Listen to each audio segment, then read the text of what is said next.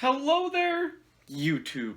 Devin here again. Just got done with my run and my work and everything like that. My exercises. I got a decent, very wrinkly, cheap-ass Walmart flannel shirt on because it's Easter. It's a very nice holiday, stuff like that. Fortunately, I had to work and all other good jazz. But I'm here to do a YouTube video for you. And that YouTube video will be on this magnificent beast. Get that out of here. That I recently acquired. For those of you who can tell what this is a number 4 Mark 1 star. This one happens to be a Long Branch manufactured one. It's been like a decade in the making to get one of these. For those of you who don't know, this is a near and dear rifle to my heart. Also, it's one of my very most hated rifles. As far as how it goes, and hopefully this one's better than the one that I had. If you're part of the Discord, you've heard nightmarish stories about this particular rifle, and I feel like that had more to do with that particular one than the whole rifle in general, actually. But this is the third to last iteration of the SMLE. A lot of people don't know, but there is actually 2 versions of the SMLE after this. This being, those being the number 5 Jungle Carbine and the number 4 Mark II and number 4 Mark 1/2. But these are fantastic rifles. This didn't fully replace the SMLE. It was only adopted by 2 countries, that being obviously Canada and Britain. India and Australia would continue to make the rifle number 1 Mark III pattern of rifle all the way basically until their adoption of the SLR or L1A1 or FAL, depending on what you know it as. This rifle was long in the making, a lot longer than it actually took to see this go into production. Some basic history of the number 4 rifle starts with the, obviously, SMLE. The SMLE had a lot of shortcomings. It was bedded like crap. A lot of them were. The magazine was prone to breaking. It wasn't quite that great of a gun. It tried to be replaced by the Pattern 13, which was basically in a Mauser-style action with a lot of Enfield features, a heavier barrel that was mostly free-floated. A lot of people like to think that the number 4 is free-floated, but it's actually usually not free-floated. They usually are bedded in at least 2 spots, usually right up here near the top of the forestock and kind of right by the chamber, which did improve a lot of accuracy over the number 1 rifle.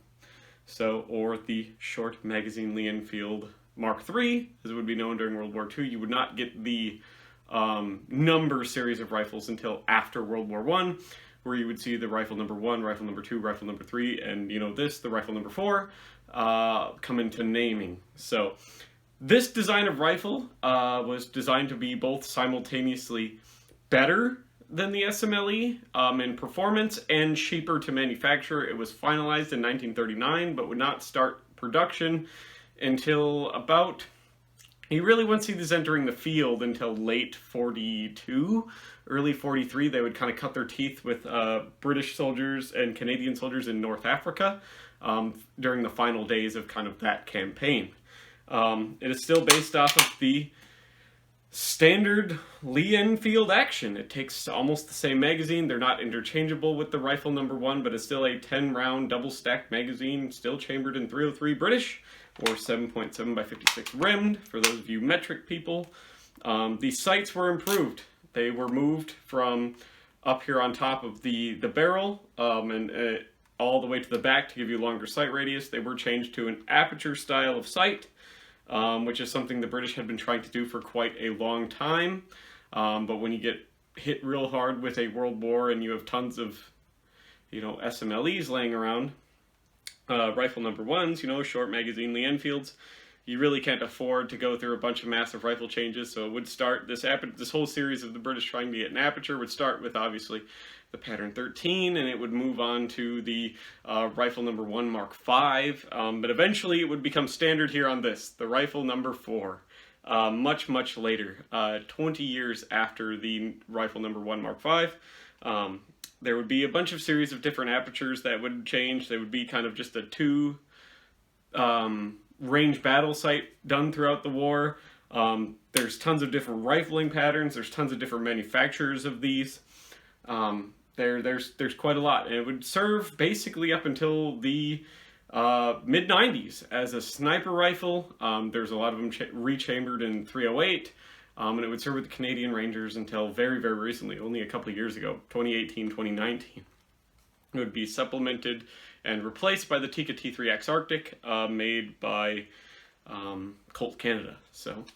But this one happens to be a 1950s Long Branch, and it's a particular one that I wanted. I wanted one made after 1950s by Long Branch because it has a couple different little features that I really, really liked. First of all, it's made in Canada. I like Canadian stuff. For two, this one is entirely, basically, unissued. It's pretty much brand new. It's never really been shot before in its entire life. There isn't really anything other than just a couple tiny little dings in the wood. She's absolutely beautiful. And just to show you, like, here's the butt plate on it. There's even no, like, scuffs or marks on the butt plate at all. It's a brand new rifle, pretty much. All numbers matching, obviously, because it's probably never been shot, other than it's factory testing proof. But this rifle is a 1950s one. I specifically wanted a 1950s Long Branch because of the rifling pattern in it. It would go to the 6-groove Enfield rifling. And the Long Branch Arsenal was the only ones to actually manufacture number 4s with the 6-groove rifling. And a lot of that is because it started out initially with 4-groove rifling at its inception. It would go to 5 with some manufacturers because they saw some performances with the 4-groove. Wartime economy would bring in the 2-groove rifling.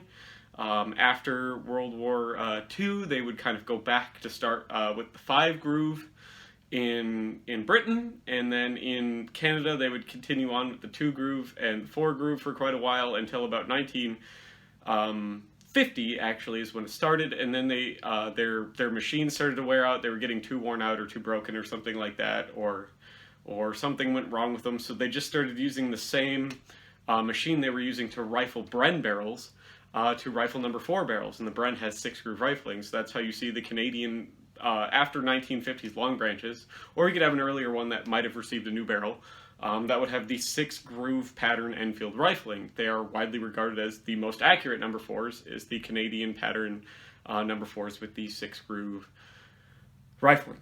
So I wanted that one specifically. This one has the 6-groove rifling. It's the very first year that they did that, in 1950. This one was manufactured in 1950. It's a great, fantastic rifle. I can't wait to actually shoot it, see how well it performs. I haven't had to really replace anything on it yet. I did kind of fill in some little dings in the stock, little handling dings. There was one kind of deep gouge up here that I just filled in with some clear epoxy, and that's about it, because I don't intend to ever really sell this gun. I plan to shoot the absolute living shit out of it. So for those of you who are interested in seeing that, Through British is getting more expensive, maybe, throw $1 my way on Patreon. It helps out if I've ever been entertaining for you. But that's kind of an overview, a very, very light-touched overview of the number 4 system, and this number 4 rifle in general. We'll go into a more in-depth history and comparison of it when I do a video of taking this rifle apart, comparing it, showing you all the little pieces and similarities to, some of these other beasts that this rifle derives its lineage from, that being mostly the rifle number 1 and the rifle number 3. This rifle it's kind of a mishmash of both of those thrown together, believe it or not, and I'll show you and explain to you that when I take all 3 of these apart and hopefully get them side by side and give you some more in-depth history on this rifle. And hopefully more on this particular rifle and its performance when I get to take it out and shoot it whenever it quits being winter here. So, thank you all for stopping by. Hopefully you subscribe if you like this sort of thing. Please think about giving me $1 on Patreon a month. It gets you into the Discord. $1 does. Little is $1. It's the best way to ask me information, buy something from me if you're interested. If you want to put an offer in on anything that I have, stuff like that. That's the best way to do it. And it all goes into really, really helping the channel and create content and stuff. And it obviously helps me have drive to continue to make content when it's actually worthwhile to waste a lot of my time, filming these, setting these up, editing these, doing all of this stuff. So It means the world to me for those of you who do decide to do that. So we're at about $71 a month. The goal is to make $100 a month on Patreon. Been sitting at about 70 for a year now. So, but who knows? Maybe somebody will come in and, you know, throw a couple bucks my way and we'll get it up over 100. That'd be great. So thank you all for watching. Hopefully I can see all of you here in the next video. Hopefully you all have a wonderful, lovely Easter. Or if you don't celebrate Easter or believe in it, hopefully you just have a nice, peaceful weekend. Thank you all for stopping by, and I will see all of you here in the next video. Bye-bye now.